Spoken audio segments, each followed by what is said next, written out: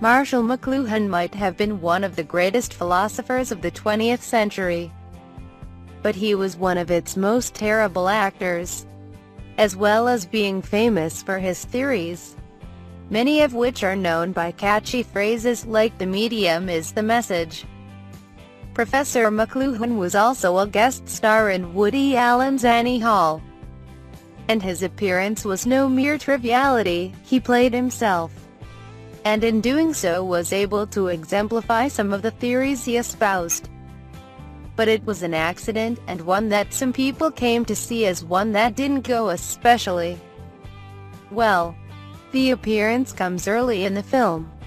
Woody Allen's character is arguing with Diane Keaton's Annie Hall while they wait in the queue for the cinema, in an introduction that will set the tone for their disastrous relationship.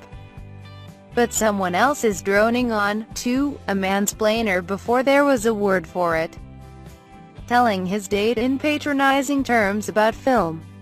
He makes his way around many of the greats of 20th century cinema, discussing director Federico Fellini as well as Professor Mcluhan, doing so in a loud way that interrupts and irritates Woody Allen, who makes that clear by looking into the camera and voicing his displeasure.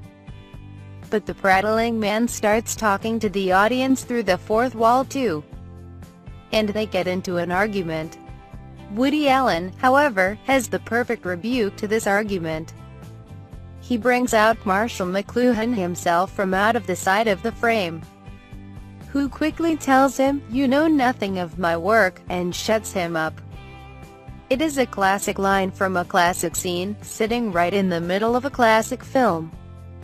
But it is also an important moment in Professor McLuhan's history, which is being celebrated in a Google Doodle.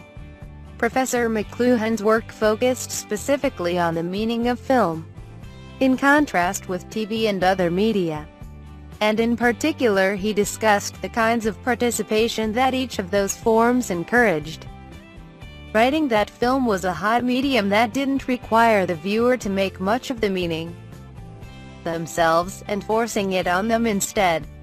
That seems to be both exemplified and proven wrong in this scene. On the one hand, the argument reaches through the screen and asks the viewer to take part in the argument, but on the other it is interested in being absolutely, certainly right, in a way that McLuhan suggests film is doomed to do, in that the scene is classic Woody Allen, pulling down the grand theories of philosophy into daily life, and managing at the same time to mock both.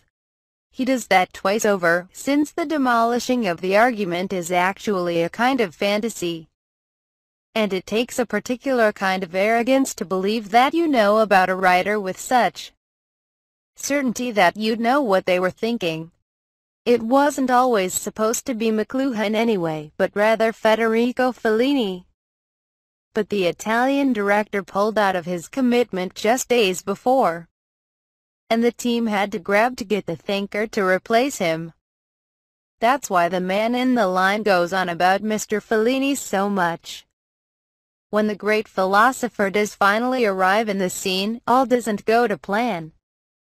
Professor McLuhan tells the academic that, "You mean my whole fallacy is wrong," which doesn't really make sense.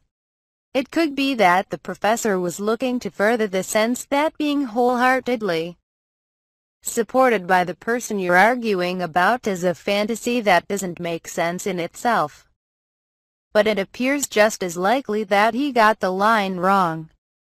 Russell Horton, who plays the man in the queue, told Entertainment Weekly earlier this year that Professor McLuhan didn't make a great co-star. He found it impossible to get the line right, castigating Woody Allen for being wrong when he was criticized for doing so, and taking as many as 18 takes to film it, and still not getting it correct.